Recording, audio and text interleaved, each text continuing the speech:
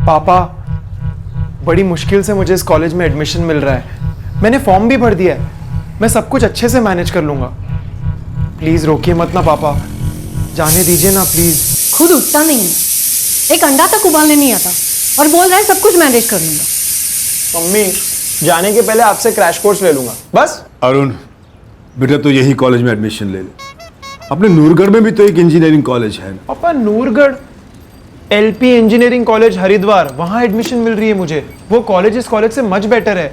Mummy, उसकी ranking वे above है। जो भी है, मैं तुझे वहां हॉस्टल में अकेले नहीं रहने दूंगी, कह देती हूँ। हाँ मम्मी, आपके डर का कोई लॉजिक नहीं है। इस हिसाब से तो मुझे गांव से ही बाहर नहीं जाना चाहिए। ऐसा नहीं है रे, बस तू थोड़ा सा बड़ा हो जाए, उसके बाद जहां जाना है जाना। पापा, 19 साल का हो गया हूँ, अब इससे ज्यादा और क्या बड़ा हो जाऊं?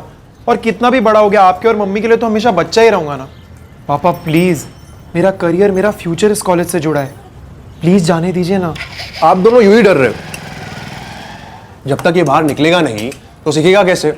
और 1 महीने में डब्बू से डब्बू बच्चे सही हो जाते हैं हॉस्टल में। और उन तो खैर स्मार्ट है। विक्की, मम्मी पापा देखो, हम दोनों में से अरुण हमेशा पढ़ाई में स्मार्ट रहा है। हमेशा स्कूल में फर्स्ट या सेकेंड ही आता था। और एलपी इंजीनियरिंग कॉलेज जहाँ पढ़ने जा रहा है, टॉप का कॉलेज है। आप ही मेरे सच्चे भाई हो। सच्चे भाई के बच्चे? भैया को पहले से पटा के रखा है ना? पटाया नहीं मम्मी, सिर्फ समझाया है। भैया ने सारी डिटेल्स देख ली इंटरनेट पे। हॉस्टल कैसा है, कॉलेज कैसा है, सब कुछ हो गया है। हाँ पा, कोई दिक्कत नहीं होगी। मैं खुद जाकर इसे सेटल कराऊंगा और टाइम टू टाइम खबर भी लूंगा। विकी, लेकिन अभी भी ये बच्चा है। पापा, यहाँ की बात अलग है। हम सब यहाँ हैं इसलिए प्रोटेक्टेड रहा है। जब ये हॉस्टल में अकेला रहेगा ना तो अपने आप इंडिपेंडेंट बन जाएगा। प्लीज पापा, हाँ बोल दीजिए ना प्लीज।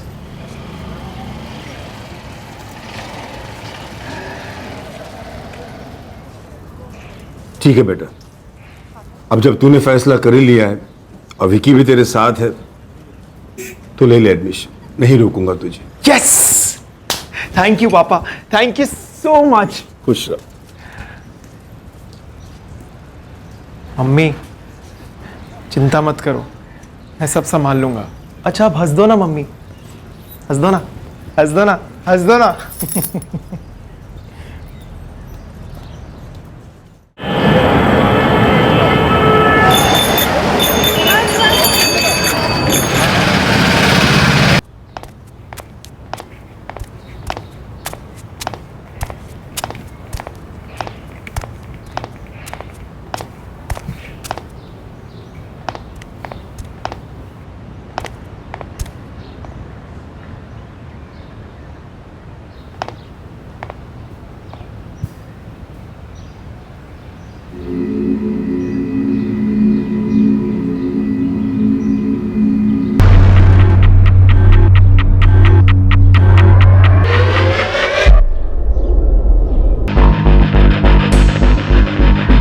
अरुण गुप्ता नाम है सर, एमबीए का स्टूडेंट था। ये घर प्रोफेसर सुजीत सोलंकी और उनकी वाइफ शमिता सोलंकी का है।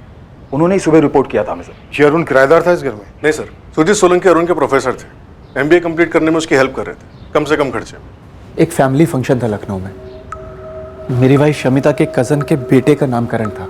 4 दिन पहले गए थे, आज सुबह 8:30 के आसपास लौटे हम।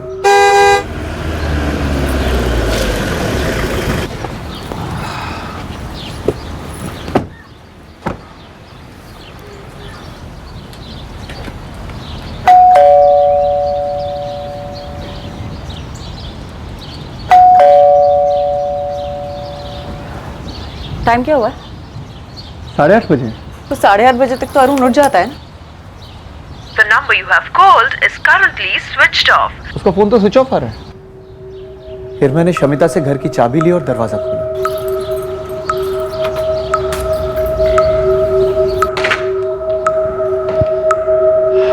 शमिता, हाँ जी। 1 कप चाय बना दोगी प्लीज? हाँ मैं बना देती हूँ। अब अरुण से भी पूछ लो, उठा दो उसको। उसका 9:30 बजे का लेक्चर है ना।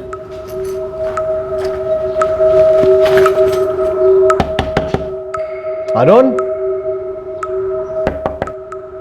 अरुण,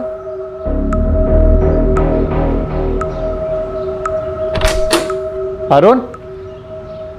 फिर तुरंत आपको फोन किया सर। बेड के नीचे बॉडी आपको नजर नहीं आई? जी नहीं। बॉडी हमने डिस्कवर की।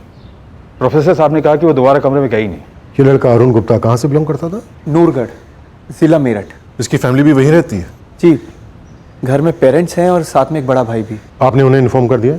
अभी तक कुछ नहीं किया, हम लोग वैसे ही इतने शौक में थे। उनका नंबर तो होगा ही आपके पास, प्लीज़ इन्फॉर्म कर दीजिए। जी, उसके बड़े भाई विक्रम का नंबर है।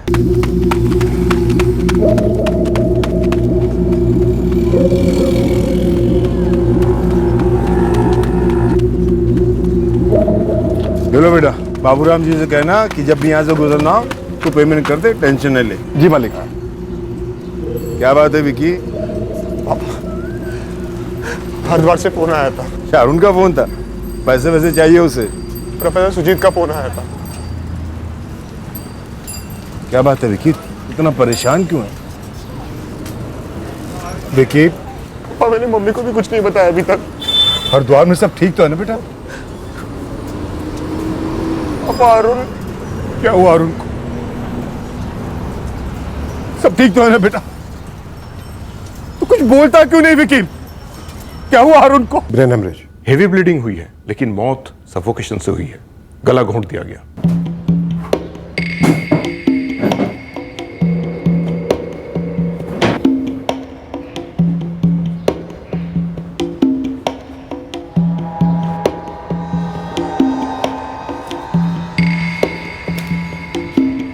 मिला?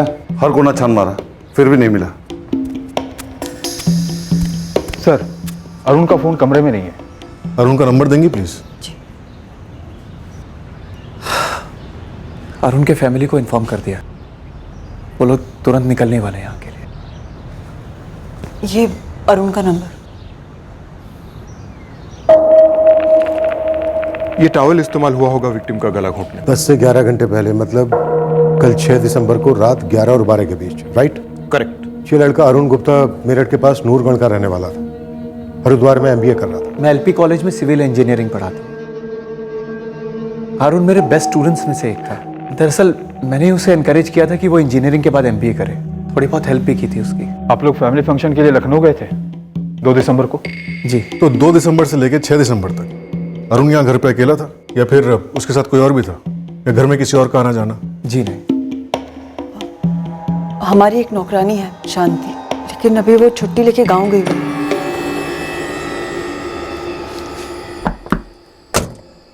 अरुण, कल सुबह हम लोग लखनऊ जा रहे हैं। जी सर, आपने बताया था। हाँ, और शांति भी 4 दिन की छुट्टी पे जा रही है, तो तुम घर में अकेले रहोगे, मैनेज कर पाओगे ना? Of course sir, no problem, मैं बाहर खा लूंगा। अरुण, ये चाय पत्ती है और ये चीनी है, और दूध सिर्फ कल तक के लिए फ्रिज में रखा है, उसके बाद तुम्हें मार्केट से लाना पड़ेगा। डोंट वरी, मैं मैनेज कर लूंगा। अच्छा, तुम्हारे पास पैसे हैं ना? जी हाँ है, आप टेंशन मत लीजिए। Thank you. भाभी, मैं निकलूं? हाँ शांति, तू जा, लेकिन 7 तारीख तक लौट आना। हम लोग भी सुबह 8:30-9 बजे तक आ जाएंगे लखनऊ से। 10:30 बज गए, अब तक तो शांति को यहाँ जाना चाहिए। मैंने उसे फोन किया था, बोली शाम तक आएगी। कहाँ रहती है? पास ही में कुंती नगर में रहती। वो जो दीवार पर लिखा है, उसके बारे में कुछ जानते हैं आप? फ्रैंकली हम दोनों को कुछ समझ में नहीं आ रहा है, वो दीवार पर जो लिखा है वो क्यों लिखा है। 4 साल से आप अरुण को जानते हैं।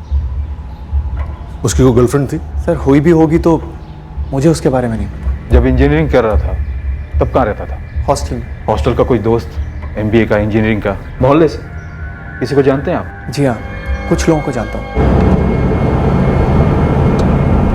अरुण ने हम तीनों का हरिद्वार क्यों बुलाया? मैं कुछ समझी नहीं। आप लोग कुछ ढंग से बता भी नहीं रहे हो मुझे। विक्की, अरुण ठीक तो है ना? कुछ हुआ है क्या? आप लोग मुझे बता क्यों नहीं रहे हो कुछ?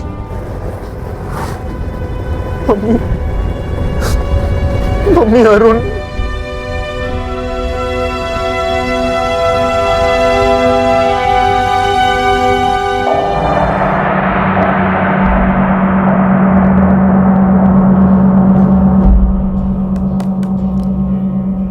रिवेंज किलिंग का केस लगता है। पार्ट टाइम MBA और पार्ट टाइम जॉब कर रहा था ये लड़का अरुण। पेरेंट्स और बड़ा भाई ऑन द वे है सर। पोस्टमार्टम रिपोर्ट के हिसाब से मर्डर कल रात 11 और 12 के बीच हुआ। ब्लड स्ट्रीम में अल्कोहल पाई गई है और पेट में अनडाइजेस्ट खाना। और घर में जो ये सारी चीजें मिली हैं, इनके हिसाब से तो यही लगता है कि इसने किसी के साथ पिया, खाया और फिर शायद उसी ने मर्डर कर दिया होगा अरुण का। सर अरुण का फ़ोन मिसिंग है, मैंने उसके कॉल रिकॉर्ड्स मंगवाए, उसी से पता चल सकता है अरुण ने खाना कहाँ से ऑर्डर किया था। शायद डिलीवरी बॉय ने उस दूसरे शख्स को देखा हो जो उस टाइम अरुण के साथ था। पता करो। और ये जो संदेशा छोड़ा गया रेप वाला, इसके बारे में प्रोफेसर साहब और उनकी पत्नी कुछ बोले? उन्हें इस बारे में कोई भी आइडिया नहीं। उनके घर की नौकरानी शांति भी 5 दिन से छुट्टी पर थी। आज सुबह आना था उसे, और अब शाम को आने वाली है। शांति से सारी डिटेल्स निकलवाओ, कौन आता था, कौन जाता था, लाइफ क्या थी अरुण की। और आसपास के पुलिस स्टेशंस में ये भी चेक करो कि अरुण के खिलाफ रेप, मोलेस्टेशन, छेड़छाड़ के कोई केस दर्ज तो नहीं है। सर केतवाल, अरुण के सभी दोस्तों से बात करो, कॉलेज, ऑफिस, सब जगह।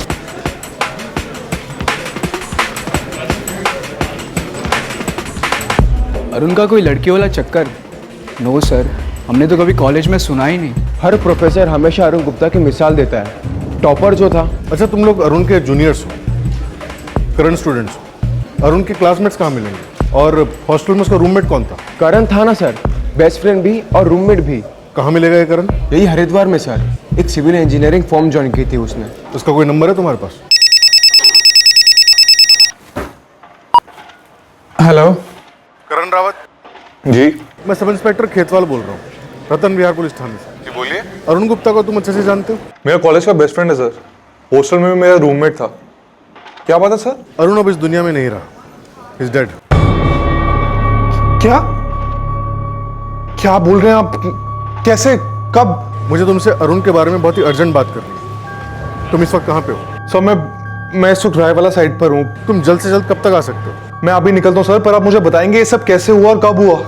नाम है अरुण गुप्ता, उम्र 23 साल। उसका फोटो भेजा है, रिकॉर्ड चेक करो। 23 साल का अरुण गुप्ता है। इसके खिलाफ कोई रेप या अटेम्प्ट टू रेप की कंप्लेन है आपके थाने में? हाँ। कोई पेंडिंग केस है? 4 साल से हरिद्वार में है। हर पेंडिंग केस, बेल केस सब चेक कर लो, कुछ भी छूटना नहीं चाहिए। इन 4 सालों में उसने अपने भविष्य की मजबूत नींव रखने में कुछ कामयाबी हासिल की थी। अरुण एक मेहनती, पढ़ाकू और गुड स्टूडेंट के नाम से जाना जाता था। उसकी मिसालें दी जाती थी।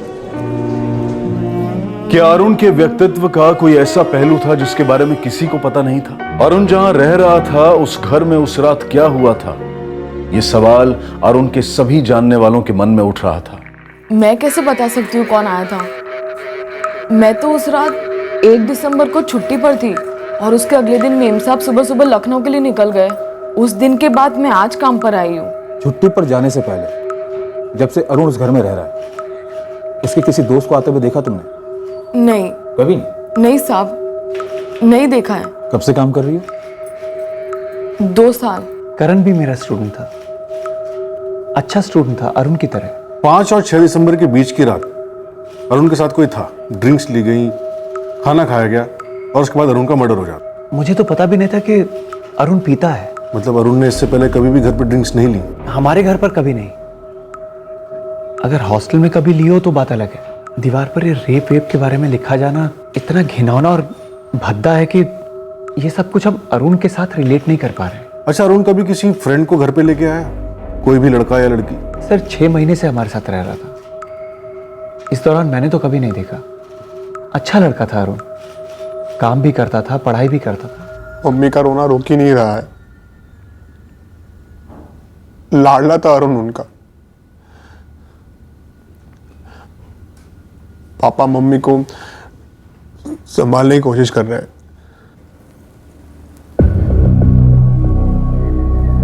सर ये नामुमकिन है। ये कोई साजिश है अरुण को बदनाम करने की। कौन बदनाम करना चाह रहा होगा अरुण को, वो भी अरुण के जाने के बाद? तुम्हें शक है किसी पर? मुझे नहीं पता सर, पर होगा उसके दोस्तों में से कोई। कौन सा दोस्त?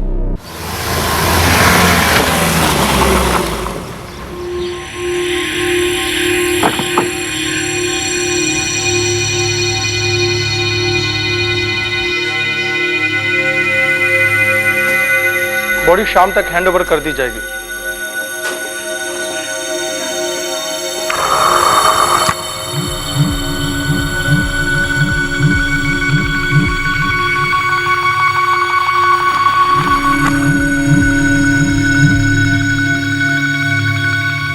ये सब कैसे हुआ सर? हम भी वही जानने की कोशिश कर रहे हैं करण। मैंने पेपर में पढ़ा, उसके कमरे की दीवार पर जो लिखा है। तुम कुछ जानते हो उस बारे में? सर अरुण ऐसा नहीं कर सकता। नहीं मतलब आप हमें यह बताने की कोशिश कर रहे हैं कि हम अपने बच्चे को जानते नहीं थे, अब आपसे जानेंगे कि वो क्या कर सकता था और क्या नहीं। मेरा इंटेंशन आपको हर्ट करने का बिल्कुल नहीं था। मैं एक सीधा सा सवाल आपसे पूछ रहा हूं कि क्या उसका कभी गांव में कुछ हुआ था, कोई दुश्मनी? दोस्त तो उसके रहे होंगे, 12वीं तक तो वो गांव में ही था ना। गांव में कभी किसी के साथ कुछ हुआ था? प्लीज याद कीजिए। अरुण की कोई गर्लफ्रेंड नहीं थी सर। तुम्हारी कोई बहन है? नहीं सर। और सर अरुण ऐसा लड़का नहीं था जो किसी लड़की के साथ। वो किसी लड़के के साथ का तो अभी पता नहीं, लेकिन उसके साथ कोई था। अरुण के कॉल रिकॉर्ड्स अभी तक आए नहीं है, पर इतना श्योर है कि वो जो कोई भी था या थी अरुण के बहुत करीबी था। ड्रिंक्स लिए गए, खाना खाया गया और उसके बाद आराम से उसका मर्डर कर दिया गया। कौन हो सकता है वो करण? मैं तो नहीं था सर। और कौन हो सकता है मुझे इस टाइम कुछ नहीं सोच रहा सर।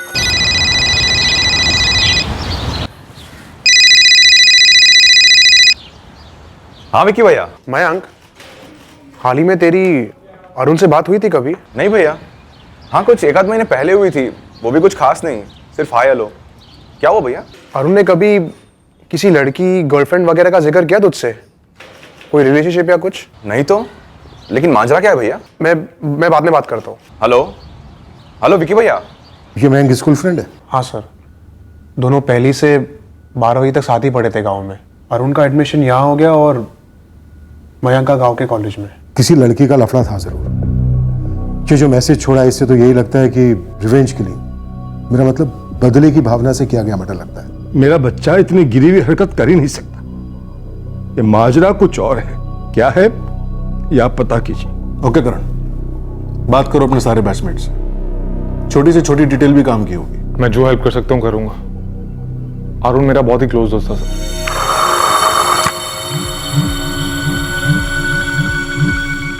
हरिद्वार के सारे पुलिस स्टेशन, नूरगढ़ स्टेशन, हर जगह के रिकॉर्ड चेक किए मैंने, पर अरुण के खिलाफ कोई कंप्लेन या केस नहीं है। ये भी तो हो सकता है कि अरुण का किसी लड़की के साथ कुछ हुआ हो और पुलिस कंप्लेंट फाइल ना हुई हो। उस लड़की ने अपने लोगों को बताया और उन्होंने अपना बदला ले लिया हो। फिर लड़की ने जिससे भी शिकायत की होगी वो अरुण के बहुत करीब का रहा होगा, क्योंकि उस रात दोनों साथ में पी रहे थे। या फिर यह भी हो सकता है कि दीवार पर जो ये लिखा गया ये पैंतरा हो हमारी इन्वेस्टिगेशन को गुमराह करने के लिए। रेप हुआ ही ना हो, जैसा कि अरुण के फादर ने कहा, माजरा कुछ और ही हो।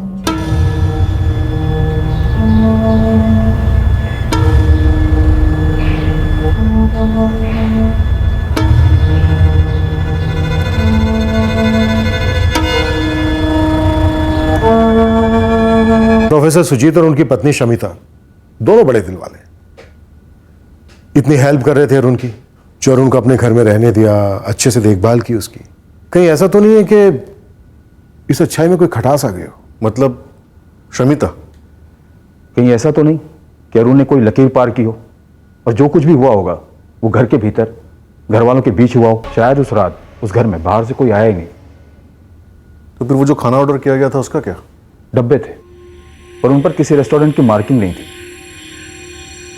हमारी टीम स्कैनिंग कर रही है इलाके के सारे रेस्टोरेंट और ढाबों की, पर ऐसा कोई रेस्टोरेंट सामने नहीं आया जहां से प्रोफेसर के घर पार्सल भेजा गया हो। तो फिर सुजीत और शमिता अगली सुबह लखनऊ से आए नहीं होंगे। मेरा मतलब वो कहीं गए नहीं होंगे। सर वो हम बैक चेक कर सकते हैं। पता करो लखनऊ में इनके किसी रिश्तेदार के यहाँ कोई नामकरण था भी या नहीं, और अगर था तो ये वहां पर गए भी थे या नहीं गए थे, और गए थे तो वहां से कब निकले। Right sir. और इनकी वो नौकरानी शांति, क्या ये वाकई में छुट्टी पर थी या इसे छुट्टी पर जाने के लिए कहा गया, या फिर ये भी कहीं नहीं गई, वही थी? इस सब में ये भी शामिल है।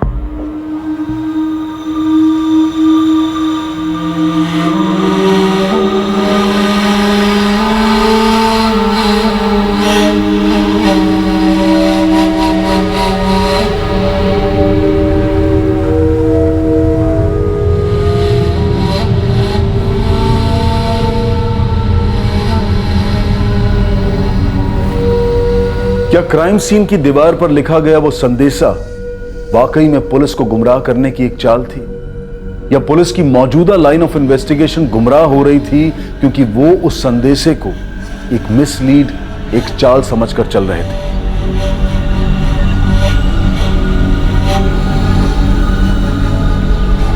ये कैसा अजीब सा सवाल है सर? सीधा सवाल है चरण जी। आपके पड़ोस में एक 23 साल के नौजवान का भयंकर कत्ल हुआ है। सवाल जैसा भी लगे, जवाब दीजिए। आपके इस सवाल का क्या जवाब दें हम सर, क्योंकि पिछले इतने सालों में प्रोफेसर साहब और शमिता जी के बीच ऊंची आवाज में बात भी नहीं सुनी है। और पिछले 6 सालों से हम अच्छे पड़ोसी हैं सर। ढूंढने जाएंगे तो ऐसी डिसेंट फैमिली नहीं मिलेगी। पर हाँ, उनके घर के अंदर चुपचाप कुछ पक रहा था तो हम क्या कह सकते हैं, लेकिन हमें नहीं लगता कि ऐसा कुछ था कभी। अंदर मतलब हमारे घर के अंदर? आपका सवाल क्या है, क्लियरली पूछेंगे आप? शमिता जी, मैं क्लियरली पूछ रहा हूं, क्या ये सारी कहानी मनगढ़ंत है? अरुण का मर्डर हुआ है सर। लाश मनगढ़ंत कैसे हो सकती है? बोल क्या रहे हैं आप? जी, मैं सब इंस्पेक्टर खेतवाल बोल रहा हूं। आप शमिता सुजीत सोलंकी के चचेरे भाई हैं? श्रीकांत जी, आप बता सकते हैं कि शमिता जी से आप आखिरी बार कब और कहां मिले थे?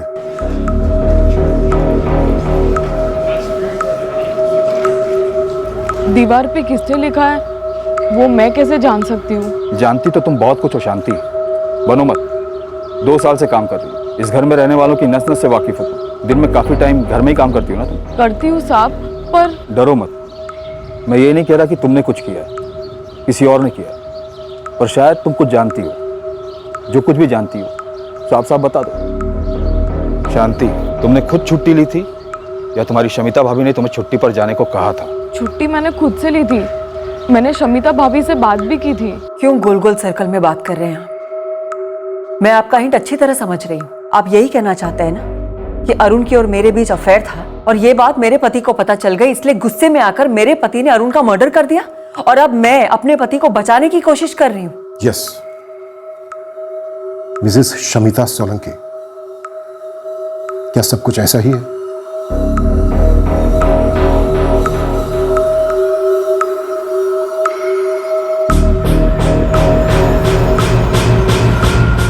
आप एक काम करिए सर, मेरे जान पहचान के लोग या कोई भी अनजान जिससे बात करनी है कराइए। पता कीजिए मेरे और मेरे पति के बारे में।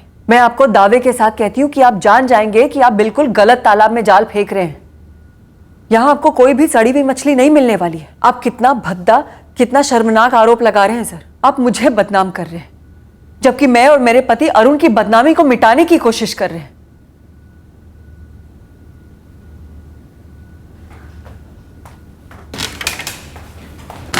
सर, प्रोफेसर और शमिता दोनों लखनऊ में नामकरण के लिए गए थे। 4 दिन वहीं पर ही थे। 2 दिसंबर को वहां पहुंचे थे और 6 दिसंबर की रात को वहां से निकले थे। पवन को कुछ मिला? अभी तक तो कुछ नहीं सर। तो फिर उस रात वाकई में कोई बाहर से अंदर आया था, क्योंकि अंदर की बात तो नहीं लगती। नहीं पापा, किसी लड़की का जिक्र तक नहीं हुआ कभी।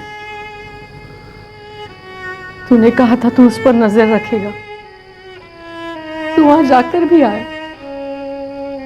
फिर ऐसे कैसे हो सकता है कि तुझे कुछ भी नहीं पता? मम्मी, मुझसे कुछ छुपा नहीं था और मैं कह रहा हूं ना, ये जो बोल रहे हैं सब गलत है। हमारा अरुण ऐसा कुछ कैसे कर सकता है? मेरी तो कुछ समझ में नहीं आ रहा। कभी तो लगता है कि ये नामुमकिन है। हमारा अरुण ऐसा कुछ कर ही नहीं सकता। किसी ने जरूर उसका नाम खराब करने के लिए उस पर इल्जाम लगाया है। कभी लगता है कि शायद हमारा बेटा बदल तो नहीं गया था, वाकई ऐसा कुछ था और किसी ने हमारे बच्चे को जान से मार दिया। इतना ब्राइट स्टूडेंट, कितना बढ़िया फ्यूचर था उसके सामने। शमिता उसके माँ बाप से, उसके भाई से आंखें नहीं मिला पा रहा था। मैं इतने सारे सवाल पूछ रहे थे मुझसे, जिन सवालों का कोई जवाब नहीं था मेरे पास। पुलिस भी मुझसे बहुत सारे सवाल पूछ रही थी। उन्हें शक है कि उन्हें शक है कि उस रात बाहर से कोई अंदर आया ही नहीं था। जो कुछ भी हुआ है वो हमने, आपने और मैंने मिलकर किया है।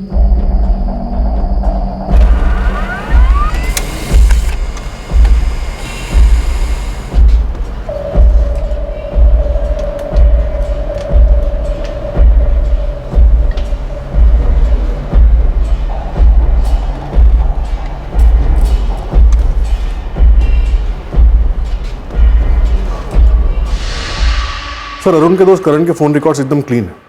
कत्ल की रात वो अपनी साइड रायवाला पे था। शमिता और प्रोफेसर सुजीत के भी रिकॉर्ड्स में ऐसा कुछ है नहीं। और अरुण के फोन रिकॉर्ड से भी कुछ नहीं मिला? नो सर, किसी भी रेस्टोरेंट को कोई भी कॉल नहीं किया गया। फ्रेंड्स के कॉल? 1 महीने से तो कोई नहीं। उसके पहले करण और उसके गांव का दोस्त मयंक और कुछ दोस्तों के कॉल्स थे, पर कत्ल की रात और उसके कुछ दिन पहले तक कोई कॉल्स नहीं। किसी लड़की का कॉल नहीं? कॉलेज से या फिर कहीं और से? No sir. तो फिर कौन है वो लड़की जिसके रेप के बदले में अरुण को मार डाला गया?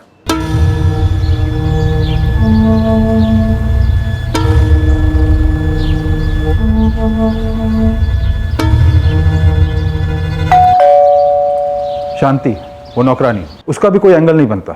मैंने चेक किया, कॉलोनी के काफी घरों में काम करती है वो, सभी जगह से क्लीन चिट है। सर, अगर शांति और अरुण के बीच कुछ होता तो कोई ना कोई सुराग जरूर निकलता। तो फिर कौन? शायद खाना डिलीवर करने वाले ने मर्डर कर दिया हो। खाने के डब्बे कहां से आए थे ये अभी तक हमें पता नहीं चला। सर, अभी भी हमारी टीम स्कैन कर रही है सारे फूड जॉइंट्स, पर नो सक्सेस सर। लगता है हमारा पहला अनुमान ही सही है, खाना कहीं बाहर से आया ही नहीं। सर, अगर घर के अंदर ही अंदर कुछ हुआ हो तब भी हमारे पास कोई ठोस सबूत नहीं है जिससे हम इस शमिता और सुजीत को धर सके। कहीं अतीत के किसी कांड का बदला तो नहीं? अरुण का अतीत क्या था, पता करो।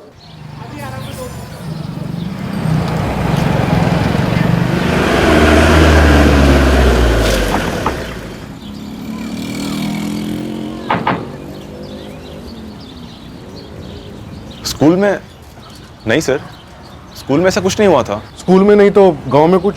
काफी अच्छे दोस्त थे तुम उसके, एक दूसरे के साथ सारे राज भी शेयर करते हो। बताओ मैम, स्कूल में, गांव में या हरिद्वार में कोई ऐसा किस्सा है जो हमें मालूम होना चाहिए? आप जैसा सोच रहे ऐसा कुछ नहीं है, और अगर होता तो अरुण मुझे जरूर बताता, कम से कम जब तक यहाँ था तब तक। हाँ, अगर वहाँ जाकर कॉलेज में कुछ हुआ हो तो हो सकता है उसने मुझसे छुपाया हो, लेकिन सर अरुण ऐसा कभी नहीं कर सकता। ये बात मैं आपको दावे के साथ कह सकता हूँ। कोई है जो उसे फंसाने की कोशिश कर रहा है। बात कुछ और है और हो कुछ और रहा है। तुम्हारी कोई बहन है? नहीं सर। सर, कहीं वाकई में कोई और माजरा तो नहीं है? अगर हो भी तो क्या माजरा हो सकता है पवन? अरुण MBA कर रहा था, एक पार्ट टाइम जॉब कर रहा था। चलो माना वो दीवार पर की गई लिखाई एक चाल थी, लेकिन क्या छुपाने के लिए चली गई होगी वो चाल? अच्छा खासा अपना फ्यूचर बना रहा था वो लड़का।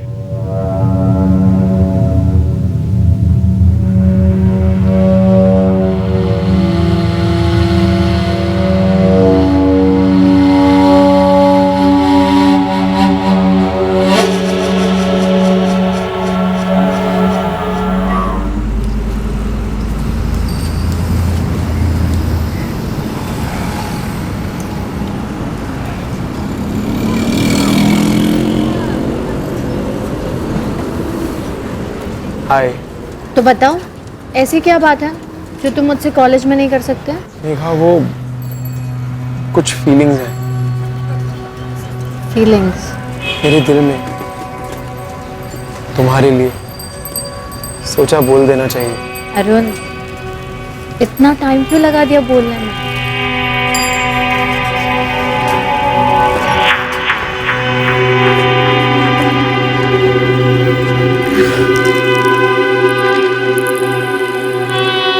हुआ क्या था ये मेघा को पता था या नहीं ये किसी को नहीं पता, लेकिन मेघा ने सामने आकर कुछ नहीं बताया। ये एक एंगल था जो पुलिस को कहीं और से तब पता चला जब उन्हें इस केस में पहला ब्रेक थ्रू मिला।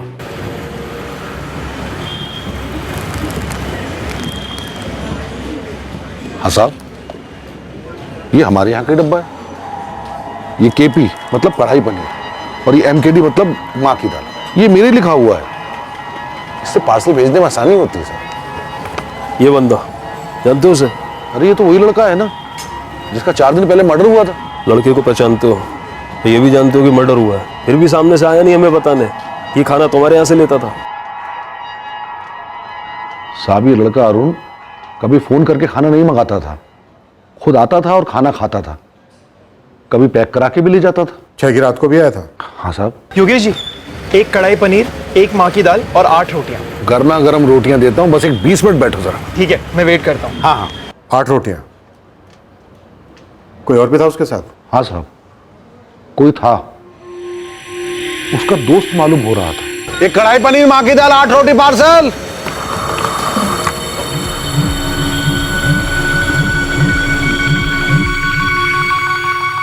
ये था?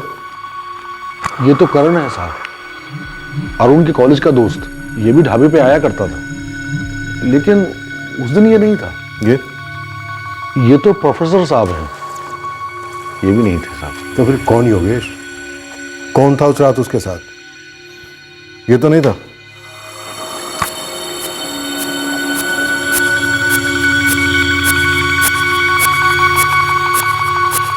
नहीं साहब, इनको भी कभी मैंने अरुण के साथ नहीं देखा। तो फिर? अब कैसे बताऊं आपको साहब कि वो कौन था, लेकिन वो जो भी लड़का था वो अरुण की उम्र के बराबर ही लग रहा था, और उस रात से पहले मैंने कभी उसे अरुण के साथ नहीं देखा।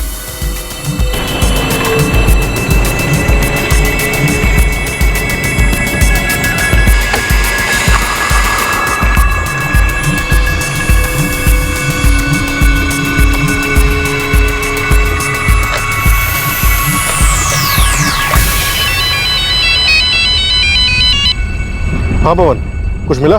मिल गया, लग गया निशान।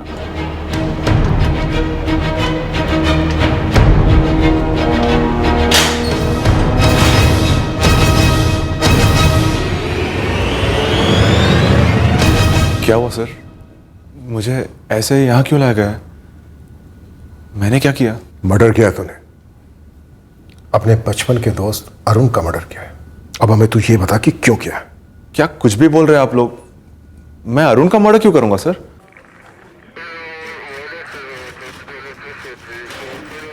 उस रात अरुण के साथ यही लड़का था, लेकिन इसका नाम अब नहीं मालूम मुझे। कोई नहीं, हमें मालूम है। ये कढ़ाई पनीर मां की दाल 8 रोटी पार्सल। सुन, मैं क्या कह रहा हूं, 2 बियर भी ले लेते हैं, फिर तुझे एक न्यूज़ भी देनी है। कैसी न्यूज़? अरे यार, बियर पीते पीते बताऊंगा ना, डबल मजा। अच्छे से पूछा तुझसे, इज्जत के साथ, कि अरुण से आखिरी बार तू कब मिला था? क्या बोला तूने? 1 महीने पहले, जबकि 6 दिसंबर को तू उसके साथ था। तूने उसके साथ बियर पी, खाना खाया और फिर उसका कत्ल कर दिया। अब तू हमें सिर्फ ये बता कि तूने ऐसा क्यों किया, माजरा क्या था? देख बेटा मयंक, अब तेरी पोल खुल चुकी है। तेरे कॉल रिकॉर्ड्स बताते हैं कि 6 दिसंबर को तू हरिद्वार में था। एक ढाबे वाला आई विटनेस भी है, और खुद तेरे माँ बाप ने बोला कि 6 दिसंबर को तू हरिद्वार आया था। अब बोल, ऐसे ही बोलेगा या पहले पिटेगा और फिर बोलेगा?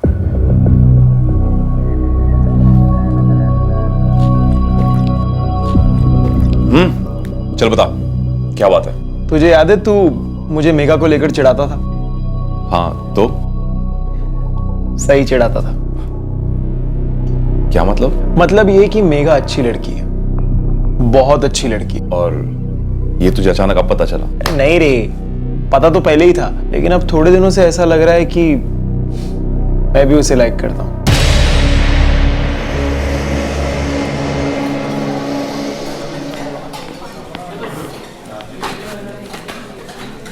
सो सॉरी यार, लाइब्रेरी में अटक गया था। कोई बात नहीं, बैठ। और बता, बाकी सब ठीक? First class. तू सुना? अरुण, अच्छा हुआ तुम मुझे यहाँ मिल गए। मुझे तुम्हारे नोट्स लौटाने थे। एंड हाँ, थैंक यू सो मच, तुम्हारे नोट्स ने तो मेरी जिंदगी बचा ली। ये लो। अरे नहीं नहीं यार, थैंक यू किस बात का? अच्छा मेघा, ये मेरा दोस्त मयंक है। मयंक, मेघा।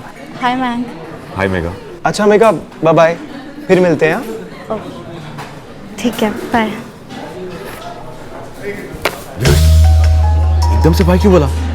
वो वेट करी थी तो उसे बैठने बोलेगा। अरे नहीं नहीं, ऐसी कोई बात नहीं। अबे हाँ, वो पैसा वाला लोग दे रही थी। पैसा वाला? अरे क्लासमेट है यार, सिर्फ फ्रेंड है। मतलब सिर्फ फ्रेंड, गर्लफ्रेंड नहीं? अरे नहीं नहीं यार, ऐसा कुछ नहीं है। साले, तू तो हमेशा से बोलते आया कि तुम दोनों सिर्फ फ्रेंड्स हो और तुम्हारे बीच ऐसा कुछ नहीं है। पिछली बार भी जब मैंने तुझे फोन किया था, तब भी मैंने तुझसे मेघा के बारे में पूछा था, और तब भी तूने मुझे यही कहा कि तुम दोनों सिर्फ फ्रेंड्स हो। अरे तब मैंने उसे प्रपोज नहीं किया था ना यार। लेकिन तूने कभी बताया नहीं तुझसे प्रपोज करने वाला है। अरे यार, तो अब बता रहा हूँ। तुझे याद है जब तूने मुझे कहा था कि वो मुझे लाइक करती है?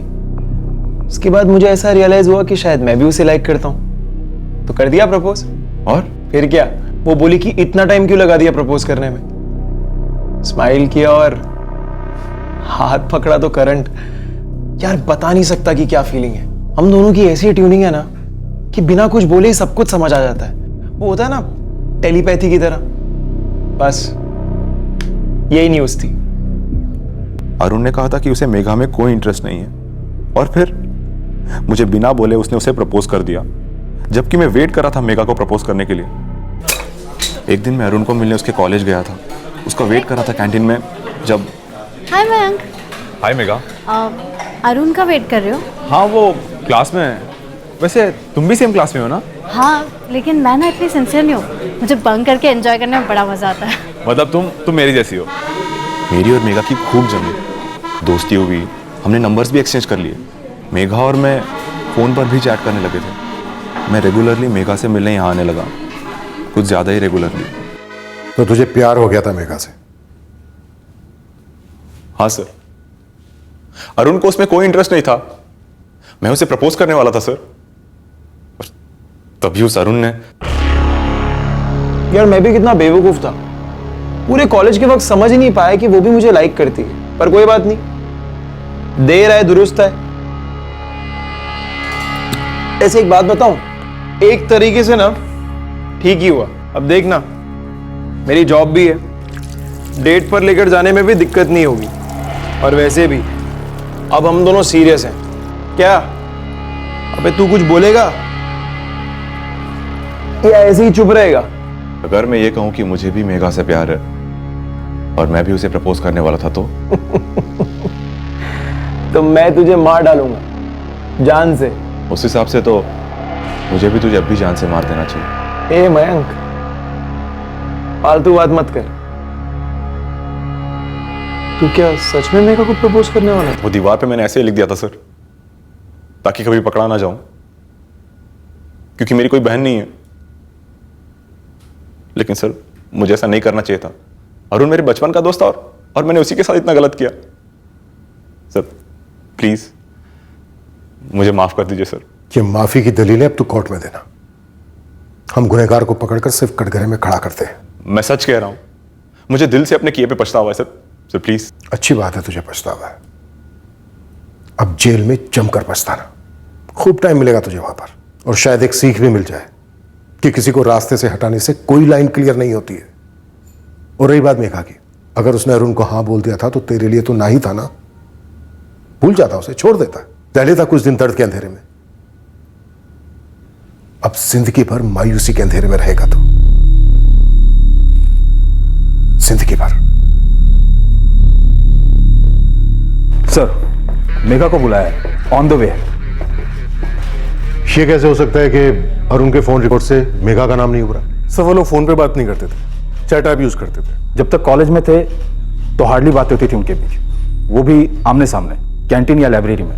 बाकी प्रपोज करने के बाद से सिर्फ चैट ऐप यूज होता था। आगे से सभी केसेस में, खास करके यंगस्टर्स के केसेस में, फोन रिकॉर्ड्स के साथ साथ चैट रिकॉर्ड्स भी निकलो। अगर ये हमने पहले से किया होता तो ये केस कब का क्लोज हो गया होता। तुम दोनों प्यार करते थे एक दूसरे से, अरुण का मर्डर हुआ, झूठा इल्जाम लगा उस पर, फिर भी तुम आगे नहीं आई पुलिस की हेल्प करने के लिए। मुझे कुछ समझ नहीं आ रहा था। मैं बहुत ज्यादा टूट चुकी थी और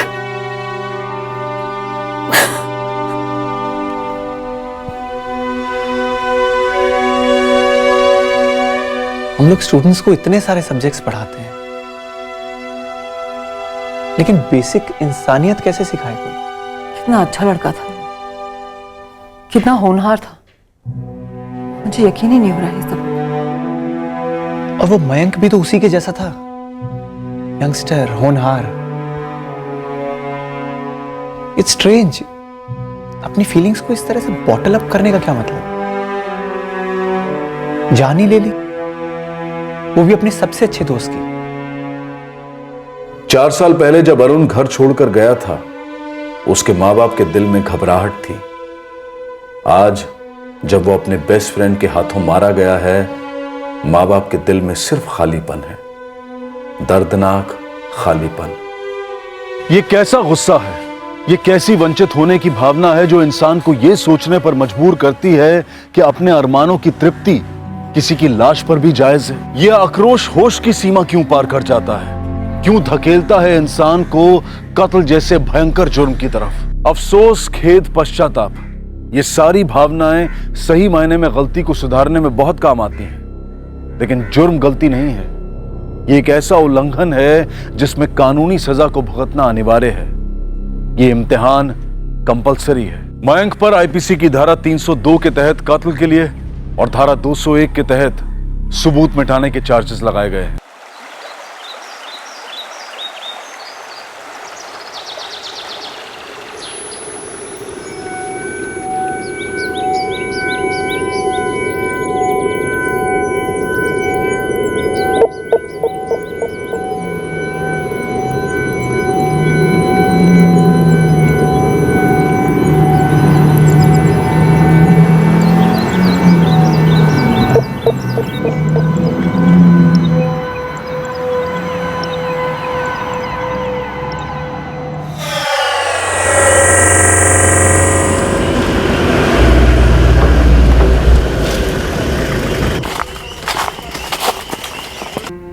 बॉडी पर से विक्टिम की पहचान करने के लिए कुछ भी ना मिले, ना ही कोई और लीड, तो सेकंड स्टेप क्या होना चाहिए?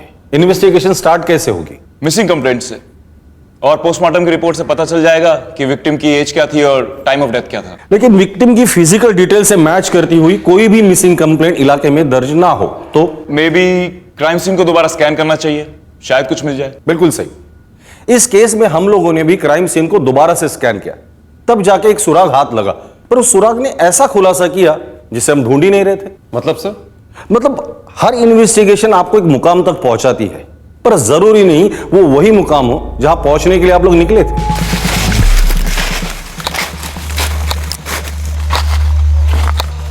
आइए सर, वो देखिए उधर। सर पे शायद किसी भारी चीज से वार किया गया। बॉडी भी पूरी तरह से गल चुकी है, शायद काफी दिनों से यहाँ पड़ी होगी। आखिरी बार कब राउंड मारा था इस तरफ? कई दिन हो गए सर। वैसे मैं और मेरा पार्टनर हर सोमवार को ये इलाका कवर करते हैं, पर दूसरी तरफ डबल ड्यूटी लगी थी, इसलिए कई दिनों बाद आज सुबह ही यहाँ आना हुआ। और उसी बीच लाश जंगल में फेंक दी होगी।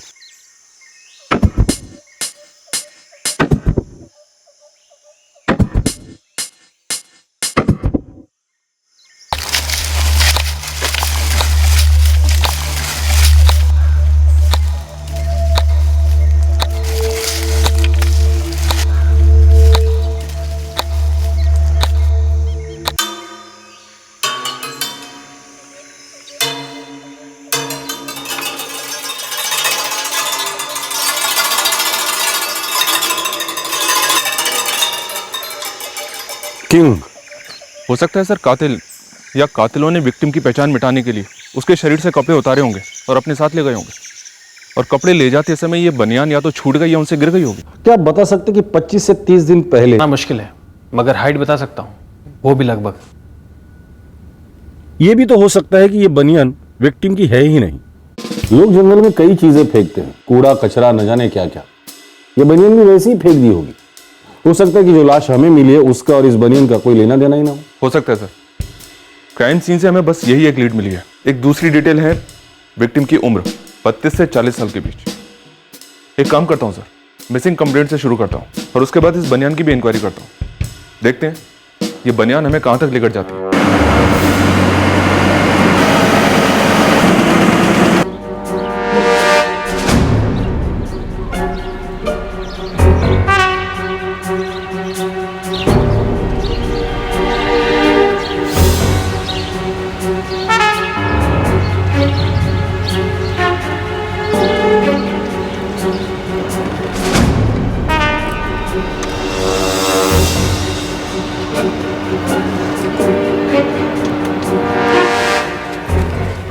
किंग, अभी तक तो कभी सुना नहीं सर। ये ब्रांड तो अपने इधर का नहीं लगता। तो फिर किधर का हो सकता है? बहुत मुश्किल है बताना, क्योंकि ये बनियान में छोटे मोटे ब्रांड भी काफ़ी चलते हैं। पर ये ब्रांड है तो सही, लेबल भी लगा हुआ है। लेकिन साहब, छोटे ब्रांड रास्ते पर भी तो बिकते हैं, ठेलों पर, वहाँ भी चेक कर लो। कोई भी मिसिंग कंप्लेंट नहीं मिली। मैंने डेट को थोड़ा पीछे करके भी चेक किया। मतलब हमें डेड बॉडी मिली 12 अक्टूबर को। पोस्टमार्टम में हमें बताया गया कि मर्डर तकरीबन 25 से 30 दिन पहले हुआ है, यानी कि 12 से 17 सितंबर के बीच। तो सर मैंने 10 सितंबर से फाइल स्कैन करनी शुरू की, लेकिन कोई भी मैचिंग मिसिंग कंप्लेंट नहीं मिली। और उन केसेस में जो लोग घर से भाग गए थे, इतने टाइम में तो वो लोग भी घर वापस आ गए। ऐसा भी तो हो सकता है कि इसकी किसी ने मिसिंग कंप्लेंट लिखवाई ना हो? अगर ऐसा है सर तो विक्टिम की पहचान करना काफी मुश्किल होगा। बनियन से कुछ लीड मिली? नहीं सर, शायद ये ब्रांड काफी छोटा ब्रांड है सर, किंग ब्रांड। अब बाई चांस अगर हमें कोई दुकानदार ऐसा मिलता है जिसने इस ब्रांड की बनियान बेची हो, तभी शायद हमें कोई लीड मिल सकती है सर। एक अनडिटेक्टेड केस, एक अनसुलझा मर्डर केस। और वो बनियान, उससे कोई लीड नहीं मिली? मिली ना, एक ऐसी लीड मिली जिसने सबको हिलाकर रख दिया था, हमें भी। ये जो केस था ये बहुत ही रेयर और अजीब साबित हुआ। इसकी इन्वेस्टिगेशन हम एक पेचीदा जाल में लेकर गए, रिश्तों के जाल में।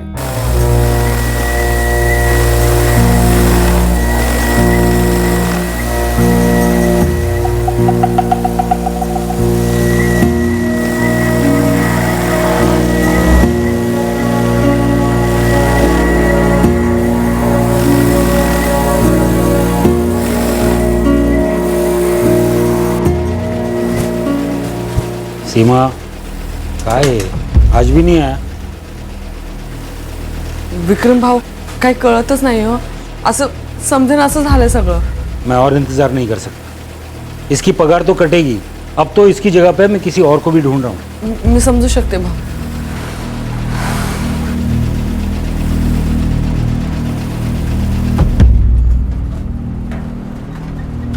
अरे भाई चलना, जल्दी करना, निकलना है, चल।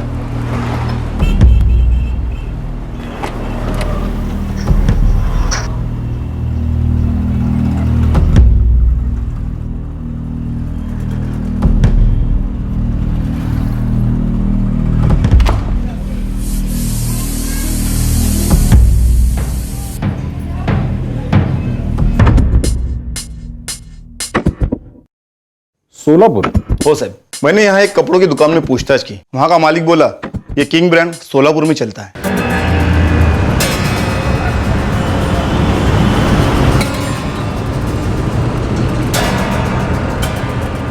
सोलापुर का लोकल ब्रांड है, बहुत ही छोटा, यवतमाल तक तो पहुँचता ही नहीं है। विक्टिम सोलापुर का हो सकता है सर। सोलापुर के सारे पुलिस स्टेशन को मिसिंग कंप्लेंट की रिक्वेस्ट भेज दो। Khadse circle police station Solapur. बोला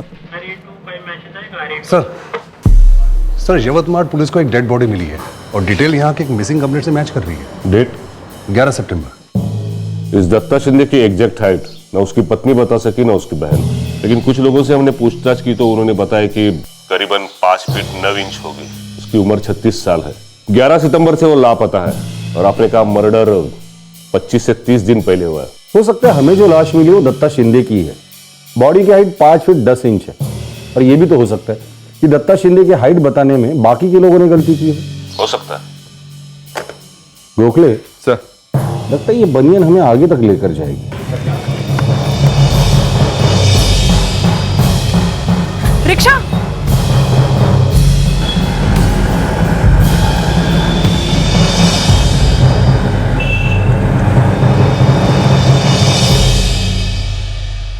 कहाँ जा रहे हो?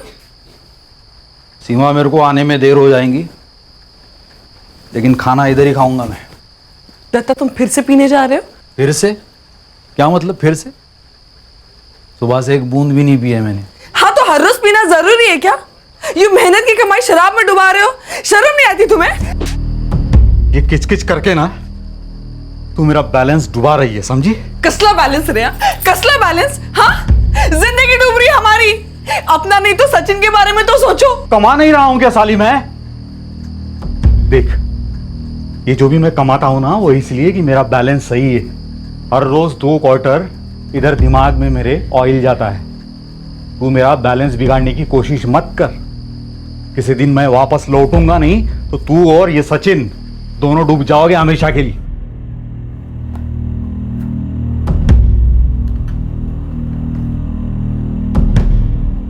अरे तुमने कहा दत्ता शिंदे 11 सितंबर को गायब हुआ, फोटो पर भी यही लिखा है, पर कंप्लेंट तो 15 सितंबर को दर्ज हुई है। दत्ता की पत्नी सीमा और उसकी बहन सुजाता 15 सितंबर को ही आई थी। उनके पीने को लेकर बहुत झगड़े होते थे, लेकिन वो जितना भी पीते थे घर हमेशा लौटते थे, खाना खाते थे और फिर सो जाते थे। 11 सितंबर को भी ऐसे ही झगड़ा करके चले गए थे साहब। और अब 4 दिन बाद आ रही है मिसिंग रिपोर्ट लिखाने के लिए। 2 दिन तो मैं खुद उन्हें ढूंढती रही, फिर जब वो काम पर भी नहीं लौटे तो मैं उनकी छोटी बहन सुजाता के पास चली गई। हो सर, दादा कभी कभार झगड़ा करके हमारे घर रुक जाते थे। सीमा वहीनी को भी वही लगा कि दादा हमारे घर में है। फिर हम दोनों ने मिलकर उन्हें बहुत ढूंढा साहब, पर किसी को कुछ नहीं मालूम। इस दत्ता शिंदे की पीने की आदत को लेकर उसकी और उसकी पत्नी की सालों से मचमच चल रही थी। लगा कुछ दिन के लिए घर छोड़ के चला गया होगा। सर हमने पूरा सोलापुर खंगाला, रेलवे स्टेशन, बस स्टॉप, लेकिन ये दत्ता कहीं नहीं मिला।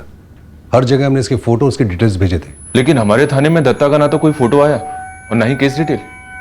इस दत्ता का कोई यवतमाल कनेक्शन या उसकी बहन या बीवी का? नहीं सर।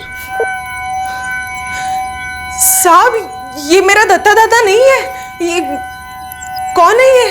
देखिए, मानता हूं कि ऐसे हालात में पहचानना बहुत मुश्किल है। तो फिर अब हमें ये क्यों दिखा रहे हो? सीमा जी, ये बनियान देखिए। ये बनियान हमें लाश के पास मिली है। क्या आपके पति इस ब्रांड की बनियान पहनते हैं?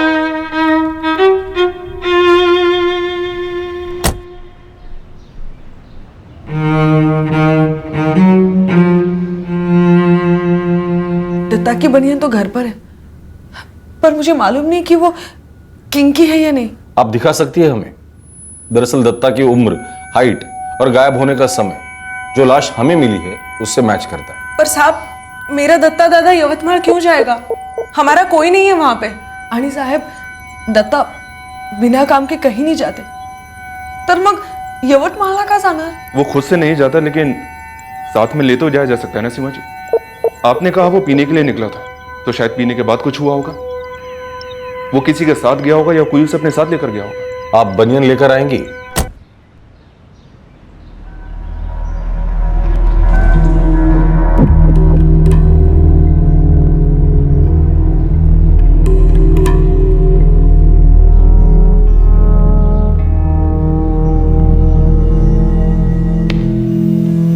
ही दत्ताची बनियान, वो फोटो मेरे दादा का नहीं है। उसको कोई क्यों मार डालेगा? उसकी किसी के साथ कोई दुश्मनी वगैरह नहीं थी साहब। दत्ता यवतमाळ पहुंच ही नहीं सकते। हम सीधे साधे गरीब कामगार लोग हैं साहब। मेहनत करके जो भी 2 पैसा जमाते थे उसे दत्ता दारू में उड़ा देते थे। और वो इतनी दूर यवतमाळ पहुंच ही नहीं सकते जहां पर हम में से कोई भी कभी भी नहीं गया साहब। सर, ये किंग ब्रांड की बनियान हमें यहाँ सोलापुर तक तो लेकर आ गई है, पर क्या ये दत्ता शिंदे वाकई में हमारा विक्टिम है? दत्ता शिंदे अभी तक घर लौटा नहीं है और हम लोग श्योर नहीं है कि वही हमारा विक्टिम है।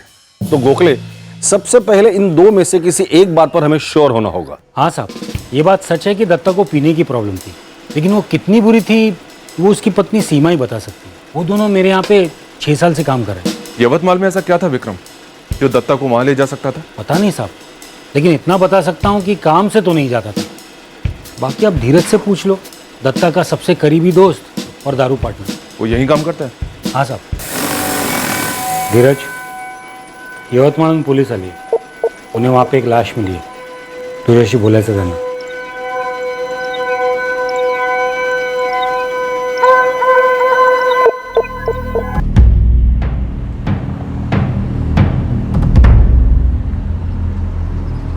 आशीष, एक पुलिस वाला आया है यवतमाल से। अच्छा, क्यों? वो दत्ता धीरज से बात कर रहा है। यवतमाल से?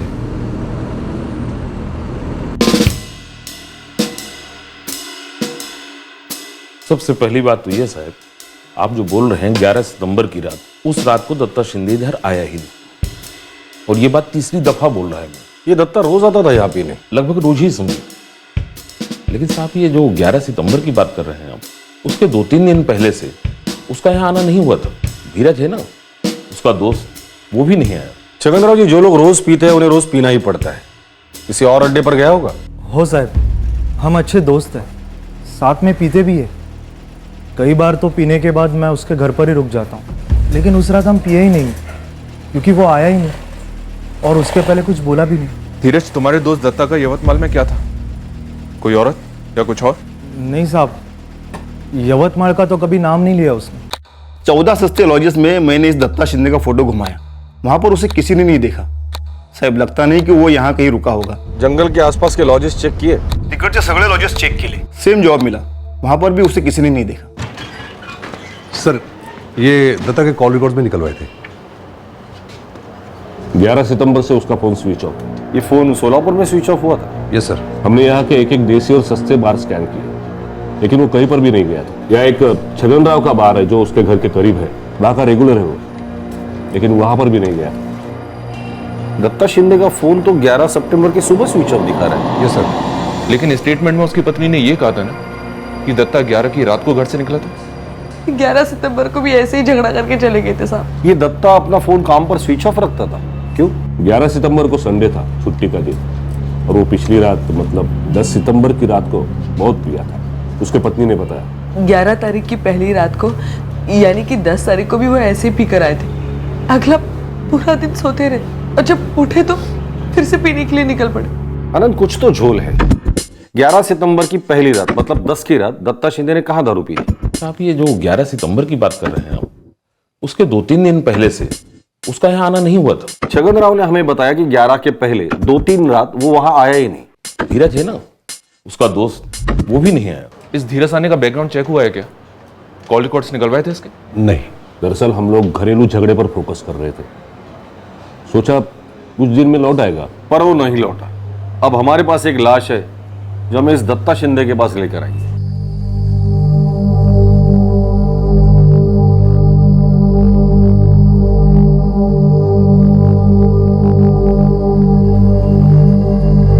आता मला जायला पाहिजे। तुम बिल्कुल टेंशन मत लो, दादा लौट आएगा। वो लोग पुलिस लोग जो बोले ना बिल्कुल बराबर नहीं है। जो फोटो हमने देखा वो दादा हो ही नहीं सकता, शक्यच नाही।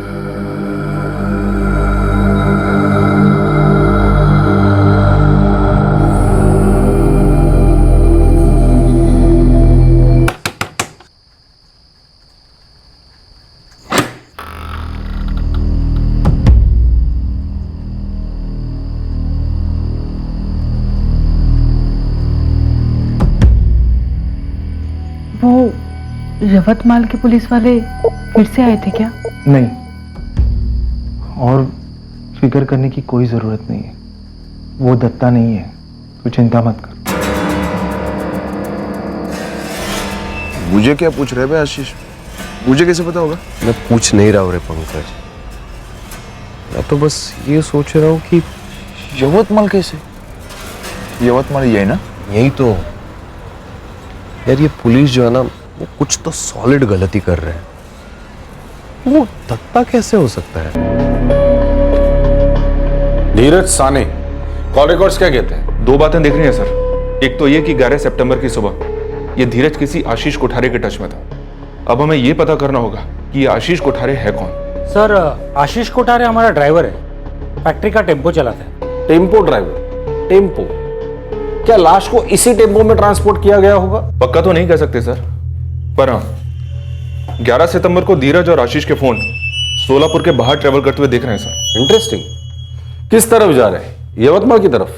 नहीं सर। नहीं? और एक दूसरी इंटरेस्टिंग बात आशीष कोठारे के फोन रिकॉर्ड से बाहर आई है सर, और वो ये कि 11 सितंबर की सुबह आशीष ने किसी पंकज खराड़े को कांटेक्ट किया था। हो निकतो थोड़ी देर में मिलता तुझे। हाँ चल बाय। ये पंकज खराड़े कौन है? सर यहाँ के लोकल खबरियों से इसके बारे में पता लगवाया है। साहब ये पंकज खराड़े, ये भी ड्राइवर है, प्राइवेट टैक्सी चलाता है, खुद भी एक गाड़ी डाली है इसने टूरिस्ट लाइन में लोन लेकर। इंटरेस्टिंग है, एक टेम्पो ड्राइवर एक प्राइवेट टैक्सी ड्राइवर, दोनों मिलकर एक लाश को ठिकाने नगाले निकलते हैं। इंटरेस्टिंग एंगल है, पर असली एंगल क्या है? क्योंकि ये घरेलू पति पत्नी वाला झगड़ा है नहीं, जैसे लोकल इन्वेस्टिगेशन में पहली बार पुलिस ने सोचा था। कुछ और है। सर एक औरत है, मीरा रावत, वो शायद इस केस से जुड़ी हुई लग रही है। मीरा रावत? वो इन लोगों में से किसके साथ जुड़ी हुई है? सर धीरज के कॉल रिकॉर्ड्स में मीरा रावत का नंबर कई बार दिखाई देता है। अब इतनी ज्यादा बातें 2 प्रेमियों के बीच में ही हो सकती हैं सर। और साहब ये मीरा रावत उसी फैक्ट्री में काम करती है, आपके इस धीरज साने की आइटम है। तो इस सब में दत्ता शिंदे कहां से आया?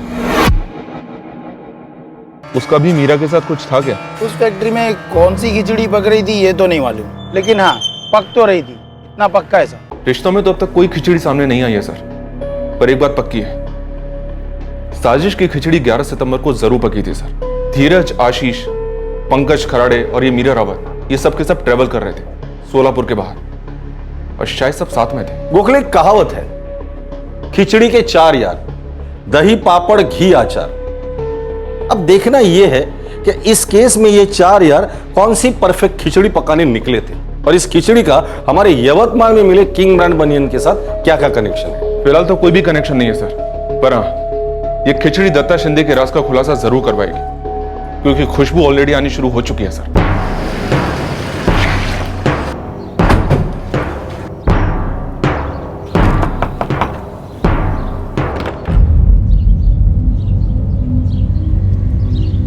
जी? 11 सितंबर की रात को तुम्हारा पति दत्ता शिंदे शराब पीने घर से निकला ही नहीं था। ऐसा उन्होंने कहा आपसे? लेकिन वो है कहाँ और घर क्यों नहीं लौट रहा है? दत्ता ने हमें कुछ नहीं बताया, और हाँ, वो घर क्यों नहीं लौट रहा है इसका जवाब तुम हमें दोगे। क्या मतलब? मतलब साफ है, दत्ता शिंदे 11 सितंबर की रात को नहीं बल्कि 11 सितंबर को सुबह घर से निकला। मैंने कहा ना आपसे कि वो 11 की रात को मेरे साथ झगड़ा करके निकले, और अब 11 की सुबह क्यों बोल रहे हैं? क्योंकि रात वाली बात तो झूठ थी जो तुमने उस वक्त हमसे कही थी, और ये तुम्हारे चेहरे पर साफ दिखाई दे रहा है इस वक्त भी। इन्वेस्टिगेशन का एक रूल होता है, सस्पेक्ट के चेहरे को पढ़ना। तो उसकी नर्वसनेस आपके पकड़ में आ गई और आपने जज कर लिया कि वो झूठ बोल रही है, लेकिन कोई ठोस सबूत नहीं था उसके खिलाफ आपके पास? ठोस सबूत नहीं, हमारे पास कुछ भी नहीं था।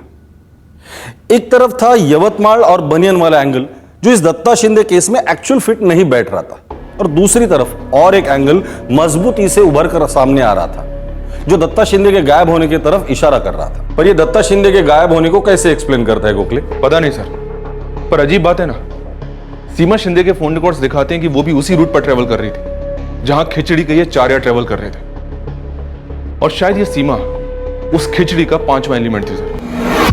धीरज, आशीष, पंकज, मीरा और सीमा, ये सब के सब एक साथ ट्रेवल कर रहे थे सर। पर वो लोग तो यवतमाल आए ही नहीं जहां में लाश मिली थी। नहीं, मैं झूठ नहीं बोल रही हूँ। तुम झूठ बोल रही हो, सरासर झूठ बोल रही हो।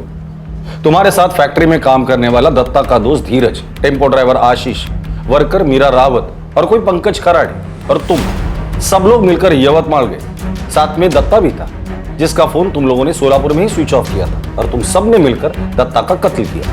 नहीं, तुम सबके कॉल रिकॉर्ड्स है मेरे पास। सीमा, तुम फंस चुकी हो, इस मर्डर में तुम भी शामिल थी, और वो बनियन के ब्रांड के बारे में तुमने हमसे जानबूझकर झूठ बोला था। नहीं, मैंने वही बनियन आपको लाकर दिखाया था जो घर पर था। हो सकता है कि बनियन के बारे में हमसे सच बोला हो, पर यह भी सच है कि इस मर्डर में तुम शामिल थी। सीमा, कोई फायदा नहीं, फंस चुकी हो तुम। और वैसे भी वो मीरा ने हमें सब कुछ सच बता दिया है, बस हम तुम्हारे मुंह से सुनना चाहते हैं।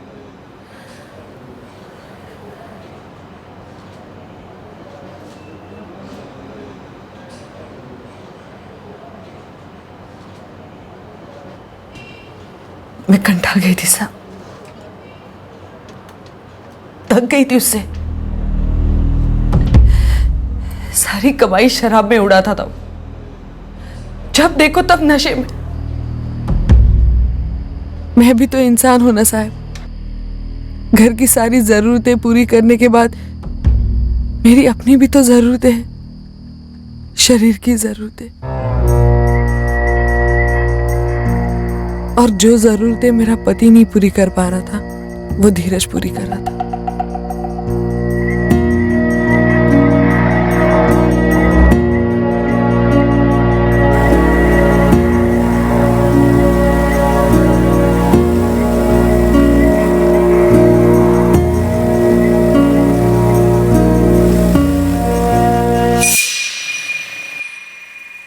हम दत्ता और सारी दुनिया की नजरों से छुपकर मिलते थे।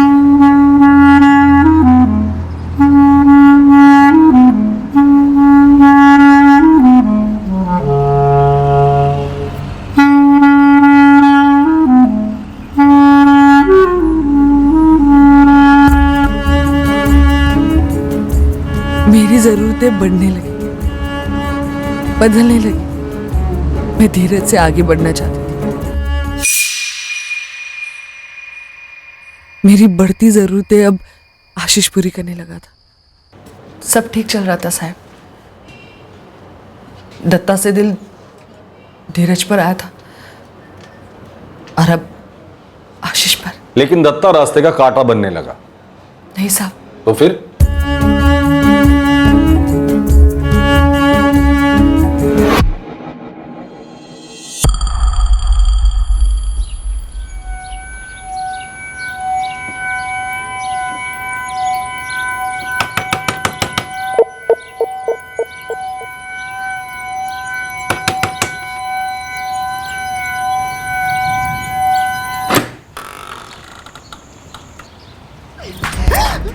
कसला धोखा रे? हाँ? और तू होता कौन है धोखेबाजी की बात करने वाला? यार वो तेरा यार था, अब नहीं है। थक गई हूं तुझसे मैं, समझ गया?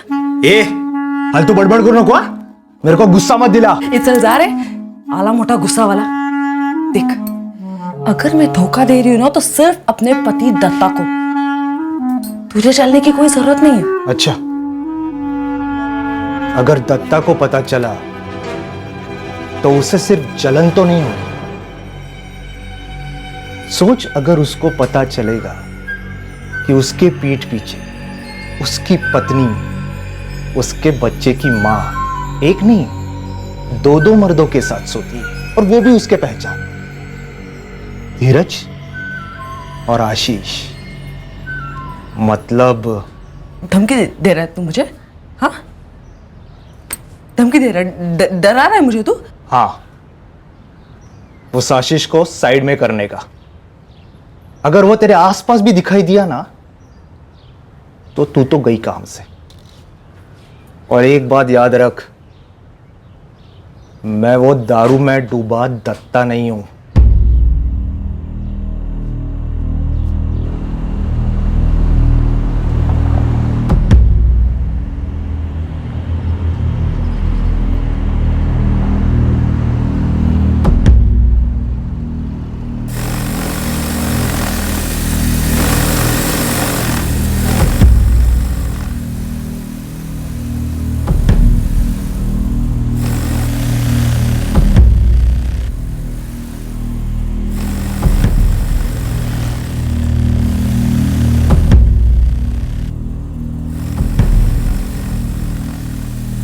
मुझे सिर्फ आशीष चाहिए था, लेकिन धीरज की धमकी मेरे सर पर मंडरा रही थी। मैंने तब तरकीब निकाली और मीरा को भिड़ाने का सोच लिया। मीरा? मैं समझा नहीं। वही मेरा बदन और वही मेरा बिस्तर। कंटाल गया होगा ना तू? तो मीरा कहां से आई बीच में? तलाक हो गया उसका, और दुनिया के सारे मर्द उसको नोचने पर तुले, लेकिन उसकी जिंदगी में एक भी ढंग का मर्द नहीं है। ए, तू क्या बोलना चाहती है? उसको अपनी जिंदगी में एक मर्द चाहिए, हर चीज के लिए। और तुझ जैसा मर्द तो ढूंढने से भी नहीं मिलेगा। तो बोल, तेरी बात चला दूं उसके साथ? सोच ले, तुम दोनों का फायदा है। तुझे भी एक नई औरत का मजा मिलेगा और उसे भी संभालने वाले का सुकून।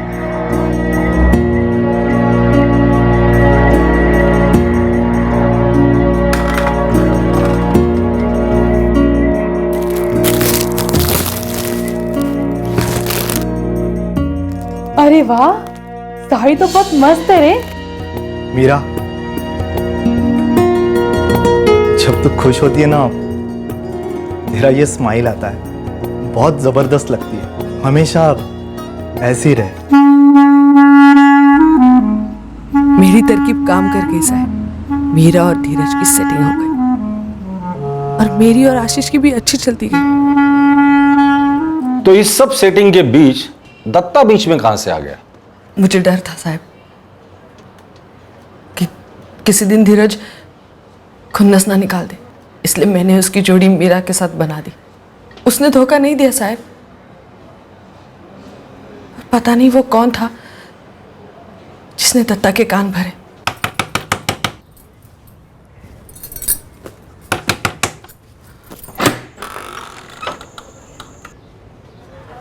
क्या हुआ? चौंक गई कि ये आदमी अचानक कहां से आ गया?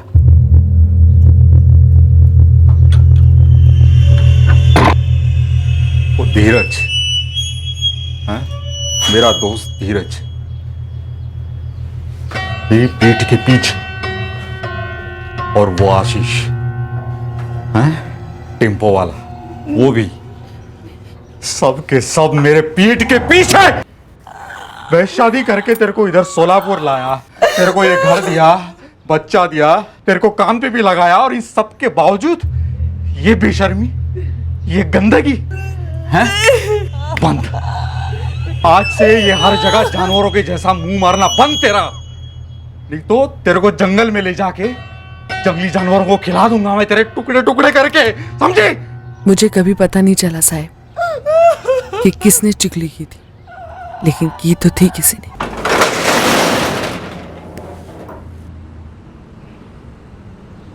देख धीरज, तेरा और मीरा का ठीक चल रहा है, पर माझी तो वाट लगली है। किसकी कसम खाकर बोलूं? मैंने कुछ नहीं बोला उसको। मुझे पागल कुत्ते ने काटा है जो मैं कुछ बताऊंगी दत्ता को। तू मुझ पे शक कर रही हो सीमा? मुझ पे? दत्ता मुझे भी खुन्नस देता है आजकल, पहले जैसे बात नहीं करता है वो। यार देखो, मैं बोल रहा हूँ ना, हम लोगों में से कोई भी नहीं है, वो बाहर का आदमी है जिसने उसके दिमाग में सब जहर भर दिया है।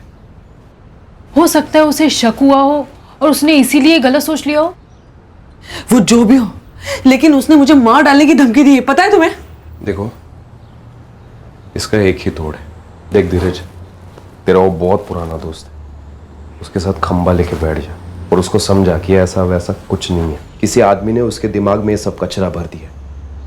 समझा उसको कि सीमा वहीनी एक सती सावित्री से कम नहीं है। उससे वो मान जाएगा? इतना भी लल्लू नहीं है वो। बिल्कुल भी नहीं। वो मुझ पर नजर रख रहा, और जब वो नहीं होता है तो कोई और है जो मुझ पर नजर रख रहा है, तो पटाने वटाने का तो सवाल ही पैदा नहीं होता।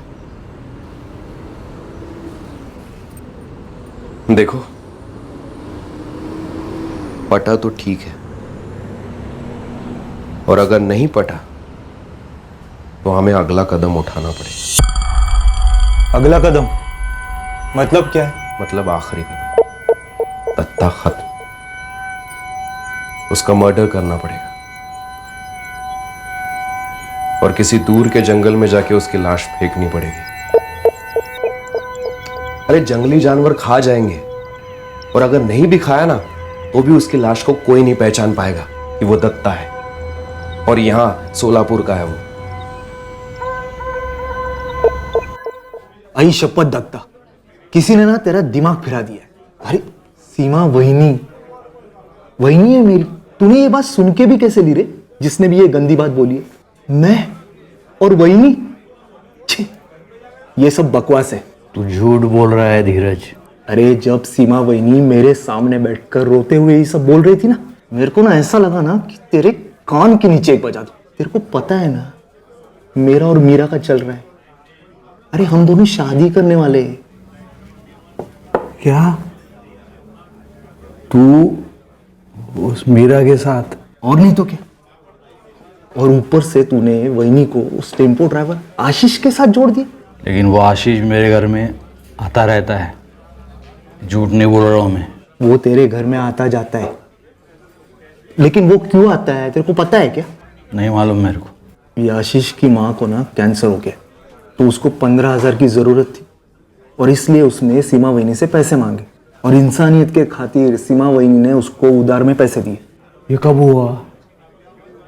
कब की बात है ये? कुछ 6-7 महीने हो गए होंगे। मेरे को कुछ भी नहीं बोला वो।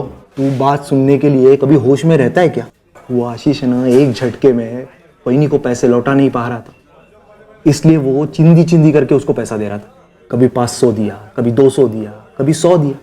मैंने और मीरा ने उसको दम दिया, बोला उसको जा वहीनी के पैसे दे, और इसलिए वो पैसे देने के लिए ना तेरे घर आता जाता रहता है। हाँ तो फैक्ट्री में क्यों नहीं देता था पैसे वो? फैक्ट्री में तेरे जैसे जलन खाऊ मूर्खों की कमी है क्या?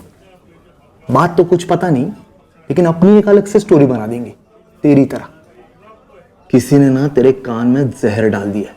तेरी देवी जैसी पत्नी है, एक प्यारा सा बच्चा है, और तू पी पी के उनको जीते जी मार डाल रहा है। यार धीरज, मैं भी कभी कभी सोचता हूं कि ये मुझे छोड़ देनी चाहिए दारू, लेकिन मुझसे नहीं छूटती। ऐसा नहीं है कि मुझे पता नहीं है कि ये गंदी चीज़ है, मैं जानता हूँ ये गंदी चीज़ है, लेकिन मेरे से छूटती नहीं है यार। मैं भी तो पीता हूं ना तेरे साथ। माना कि तू हद से ज्यादा पीता है, पर ये शराब की लत छूट भी तो सकती है। कैसे रे?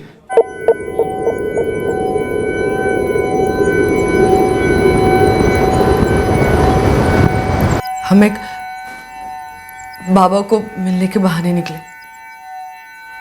मतलब धीरज ने दत्ता को मना लिया था कि वो बाबा उसकी दारू छुड़ा देगा। हम सब दत्ता के साथ गए ताकि उसे लगे कि हम सब उसका भला चाहते। दत्ता, अरे ले, बाबा ने खुद बोला है आज आखिरी बार उसे जी भर के पीने दे, क्योंकि आज के बाद ना दोबारा तू दारू की तरफ देखेगा भी नहीं। ले पी लो, आज मैं भी आपको नहीं रोकूंगी।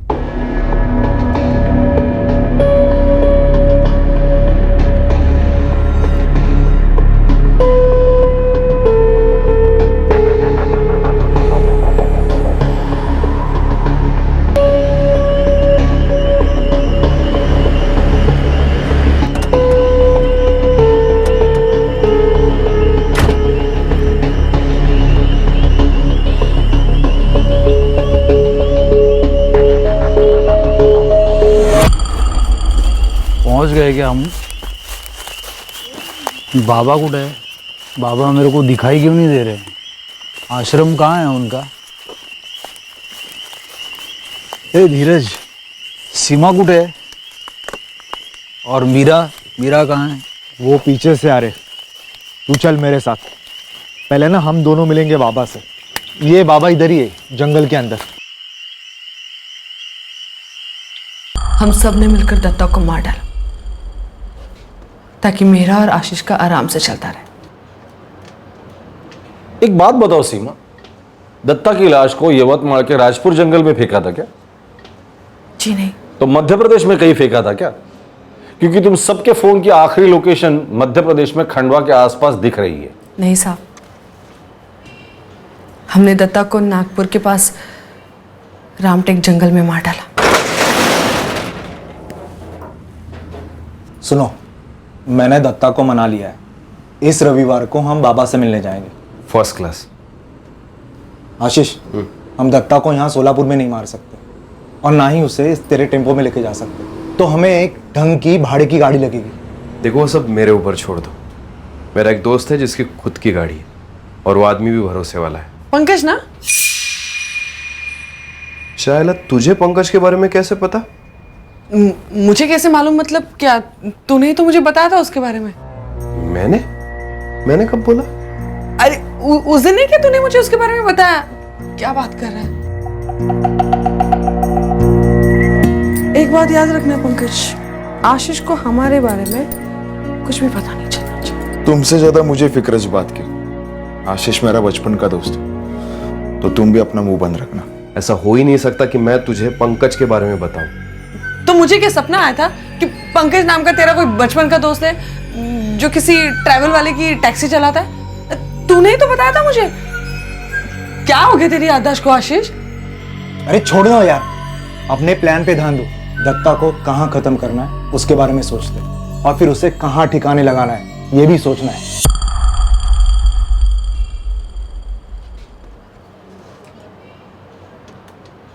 मानना पड़ेगा, तुम सब लोगों ने मिलकर बहुत अच्छी खिचड़ी पकाई। खिचड़ी के सारे मसाले सामने भी आ गए, सिवाय एक के। सीमा, तुमने हमें कहा था कि दत्ता शिंदे का मर्डर नागपुर के रामटेक जंगल में हुआ था, पर कॉल रिकॉर्ड के हिसाब से तुम सबकी लोकेशन खंडवा के आसपास दिखाई दे रही, जो कि मध्य प्रदेश में है। खिचड़ी का ये मसाला मेरी समझ में नहीं आया। तय तो यही हुआ था ना आशीष कि हम उसे नागपुर के रामटेक जंगल में मारेंगे। सर, हमने दत्ता को खंडवा के पास के जंगल में मार डाला और उसकी लाश वहीं फेंक दी। हाँ मतलब प्लान तो यही बना था, रामटेक नागपुर का, लेकिन हमने रास्ता बदल दिया। मतलब मैंने और आशीष ने सोचा कि आउट ऑफ स्टेट जाए तो बेस्ट रहेगा, सेफ रहेगा। ताकि आप लोग हम तक कभी पहुंच नहीं पाओगे। हाँ देशमुख जी, आप सही बोल रहे हैं। 16 सितंबर को यहाँ पास के जंगल में हमें एक आदमी की लाश मिली थी। हमने लाश के फोटोग्राफ्स ले लिए थे, लेकिन उसका चेहरा थोड़ा बहुत पहचान में आ रहा था। उतना याद नहीं है कि लाश की फोटो और डिटेल्स हमने सोलापुर भेजी भी थी या नहीं। हमने एक हफ्ते वेट किया और फिर हमने उस लाश का अंतिम संस्कार कर दिया। ठीक है, लाश के फोटोग्राफ्स हमें भेज दीजिए। दत्ता शिंदे की लाश मर्डर के 5 दिन बाद वो बनियान हमें सोलापुर तक ले गई थी। वैसे देखा जाए तो कंप्लीट मिसलीड थी, गलत रास्ते पर थे हम लोग। पर क्या हुआ, एक अनसुलझा मर्डर केस हम लोगों ने सॉल्व किया। आपको क्या लगता है कि अगर वो मिसलीड नहीं मिली होती तो दत्ता शिंदे मर्डर केस कभी सॉल्व नहीं होता, अनसुलझा ही रहता? नहीं सर, बिल्कुल नहीं रहता। करेक्ट। वैसे देखा जाए तो यह केस बहुत ही पेचीदा था, रिश्ते और धोखेबाजी की अच्छी खासी खिचड़ी थी। पर क्या हुआ, सक्सेसफुली क्लोज हुआ।